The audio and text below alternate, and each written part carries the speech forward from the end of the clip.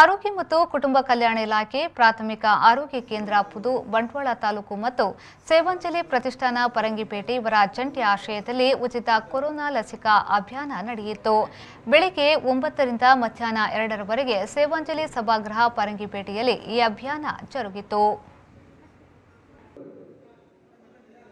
ಸೇವಾಂಜಲಿ ಪ್ರತಿಷ್ಠಾನ ಕೋವಿಡ್ ಲಸಿಕೆ ನೀಡುವ ಕಾರ್ಯಕ್ರಮದಲ್ಲಿ ಭಾಗಿಯಾಗಿದ್ದುಕೊಂಡು ಸುಮಾರು 3 ಬಾರಿ ಜಸ್ಟಿಸ್ ಕೆ.ಎಸ್. ಹೆಗಡೆ ಆಸ್ಪತ್ರೆ ದೇರಳಕಟ್ಟೆ ಜೊತೆ ಸೇರಿಕೊಂಡು ಸುಮಾರು 700 ಜನರಿಗೆ ಪೇಯ್ಡ್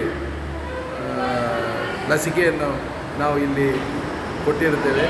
ಆನಂತರ ಪುದು ಪ್ರಾಥಮಿಕ ಆರೋಗ್ಯ ಕೇಂದ್ರದ ಜೊತೆ ಸೇರಿ ಸುಮಾರು 1,000ದಷ್ಟು ಉಚಿತ ಲಸಿಕೆಯನ್ನು ಕೂಡ ಜನರಿಗೆ ಒದಗಿಸುವಂಥ ಕೆಲಸವನ್ನು ಮಾಡಿದ್ದೇವೆ.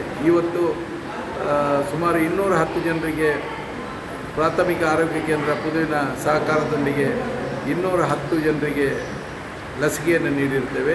ಹಾಗೆ ಇನ್ನು ಪುನಃ ಶುಕ್ರವಾರ ದಿನ ಒಂದು 300 ಜನರಿಗೆ ಲಸಿಕೆ ಕೊಡಬೇಕು ಎಂಬ ಇಚ್ಛೆಯಲ್ಲಿ ನಾವು ಇದ್ದೇವೆ. ಅದಕ್ಕೆ ಬೇಕಾದಂಥ ಜನರಿಗೆ ಹೇಳುವಂಥ ಕೆಲಸವನ್ನು ಈಗ ಮಾಡ್ತಾ ಇದ್ದೇವೆ. ಅಂತೂ ಸೇವಾಂಜಲಿ ಪ್ರತಿಷ್ಠಾನ ಈ ಲಸಿಕಾ ಕೋವಿಡ್ ಲಸಿಕಾ ಅಭಿಯಾನದಲ್ಲಿ ತನ್ನನ್ನು ತಾನು ಪೂರ್ತಿ ತೊಡಗಿಸಿಕೊಂಡು ಕಾರ್ಯಕರ್ತರು ಕೂಡ ಅದಕ್ಕೆ ಎಲ್ಲ ರೀತಿಯಿಂದ ಸಹಕಾರ ನೀಡಿದ್ದಾರೆ ಹೇಳಲಿಕ್ಕೆ ಸಂತೋಷ ಆಗ್ತಾಯಿದೆ.